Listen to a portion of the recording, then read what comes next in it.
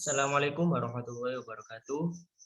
Assalamualaikum warahmatullahi wabarakatuh. Kami dari kelompok 5 pelajaran dari matkul dari pengujian perangkat lunak akan menjelaskan tentang tes plan berdasar IEEE 829 yang anggotanya ada saya, Solidin, dan ada Rashid dan Yusuf. Langsung saja Mas, monggo. Oke.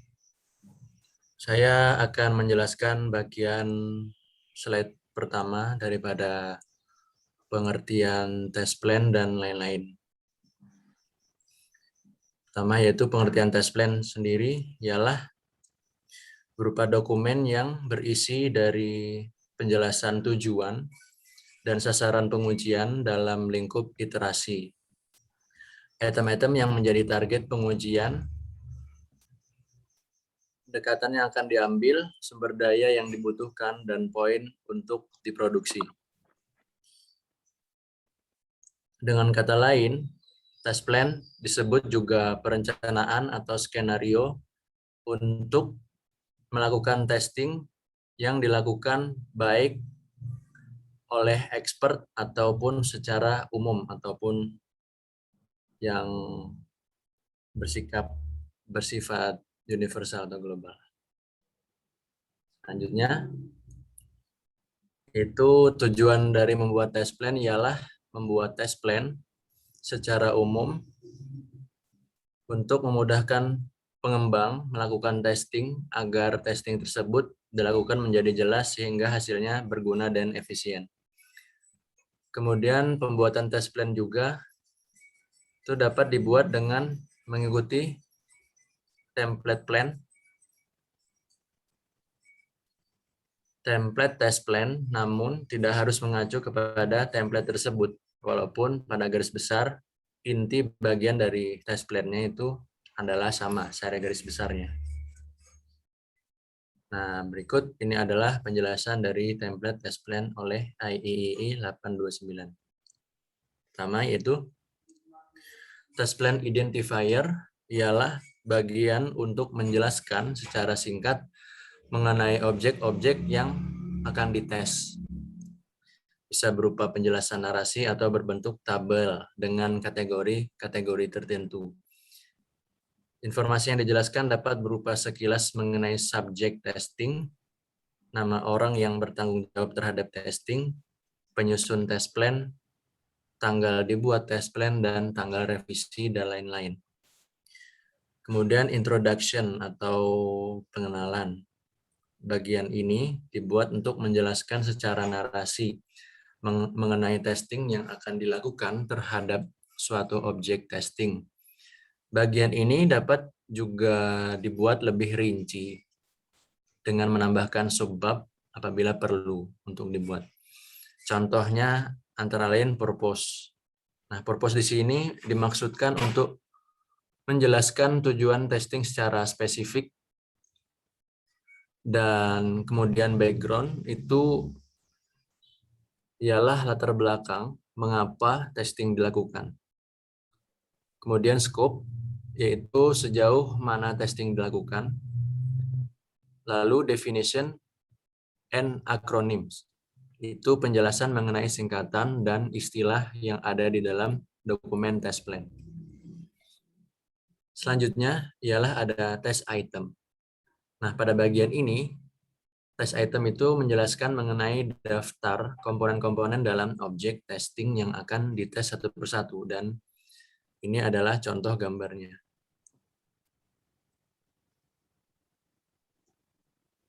Dari manage gallery sampai dengan manage admission.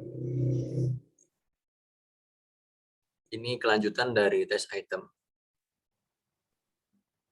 Ya. Oke. Kemudian yang selanjutnya yaitu features to be test. Penjelasan dan daftar-daftar fitur yang akan dites.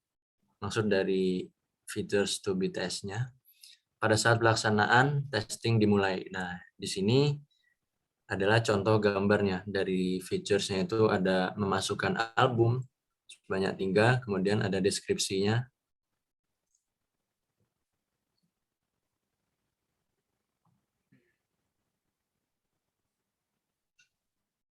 Nah, kemudian yaitu features not to be test.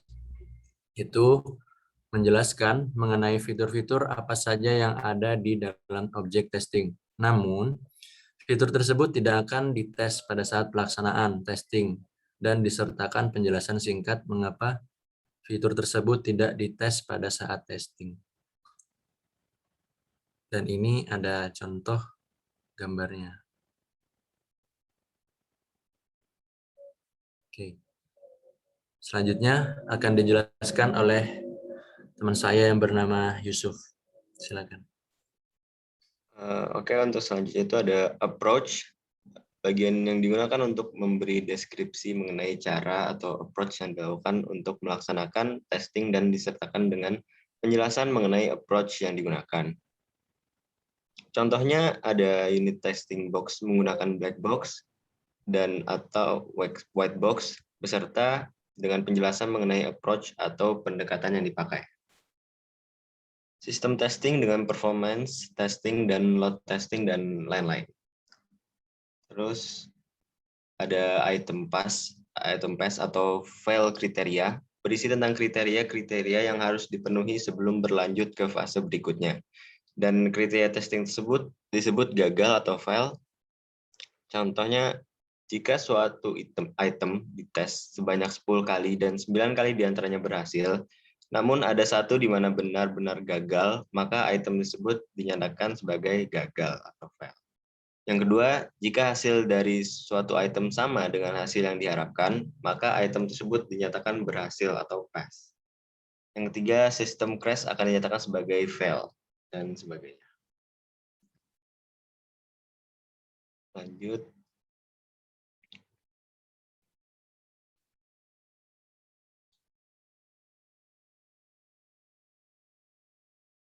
Next.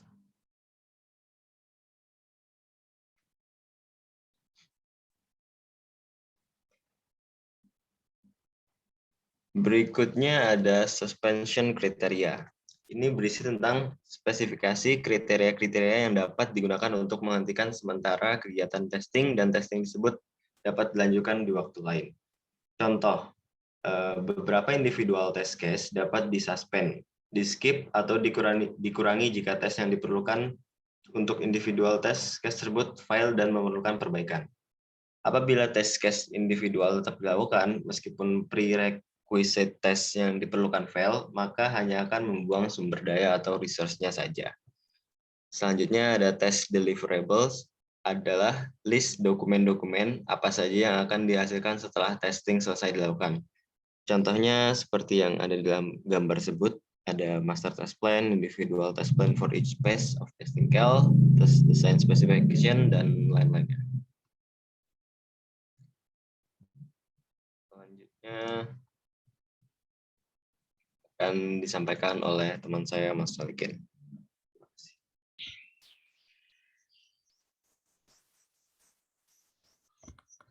Oke, bawahnya Mas Rasid. Yang teks. Ya, saya jelaskan tentang testing task. Di sini maksudnya itu adalah tugasnya dari pihak yang akan melaksanakan kegiatan.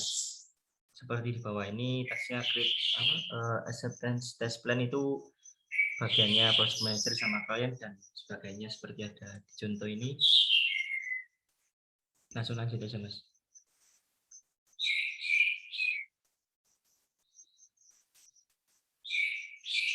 Environment.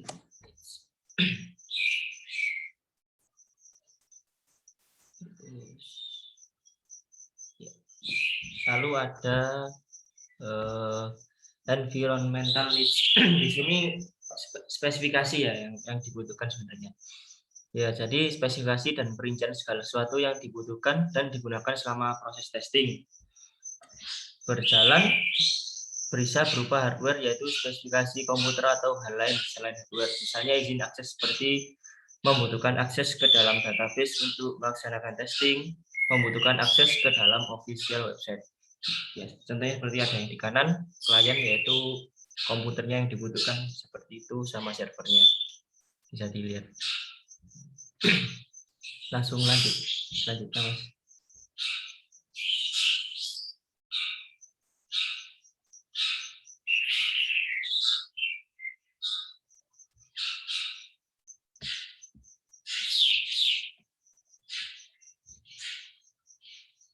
Ya, ada lagi responsibilitas.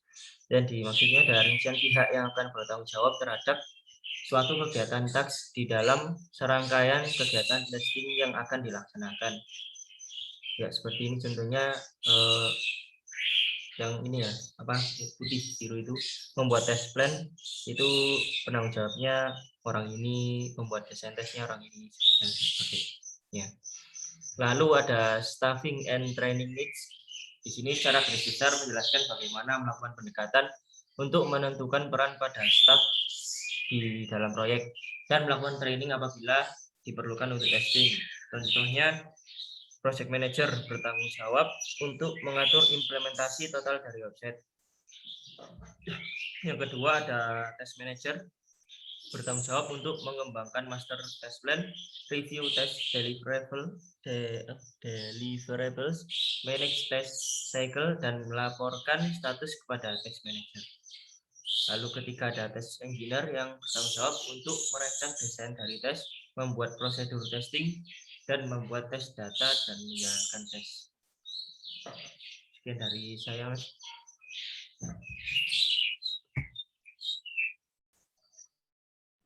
Oke, dilanjut saya lagi. Kemudian ada jadwal atau schedule, yang mana di sini ada beberapa tujuan dalam membuat schedule atau penjadwalan di dalam test plan, antara lain itu pertama, merincikan tolak ukur waktu pengerjaan testing. Jadi dirincikan seberapa lama testing itu dikerjakan gitu. Kemudian yang nomor 2 itu merincikan event transmittal item. Ketiga, estimasi waktu yang dibutuhkan untuk setiap task. 4, menjadwalkan testing, task, dan test milestone. Kemudian yang kelima ialah merincikan periode pemakaian testing resources. Ini gambar dari penjadwalannya. Nah, ini ada waktunya, ada responsible per personnya, dan test pass-nya. Selanjutnya bisa dijelaskan teman-teman yang lain. Selanjutnya ada risk and contingencies. Digunakan untuk memastikan agar hasil testing tetap berkualitas dengan memeriksa beberapa bagian yang tidak termasuk di dalam kontrol pengerjaan software. Namun bagian tersebut dapat berdampak langsung terhadap proses. Contohnya, sekuritas layanan ketika masuk di dalam software masih belum diperhatikan. Ketika software sedang diperjalankan, belum ada proteksi keamanan oleh software ini sendiri sehingga akan sangat mudah apabila diinjeksi oleh pihak yang tidak bertanggung jawab. Approvals adalah lembar persetujuan sebagai tanda bahwa seluruh tim atau pimpinan telah menyetujui test plan yang telah dibuat. Berikut ada contoh gambarnya. Selanjutnya, udah ya? Oke, udah. Sekian dari kelompok kami. Terima kasih.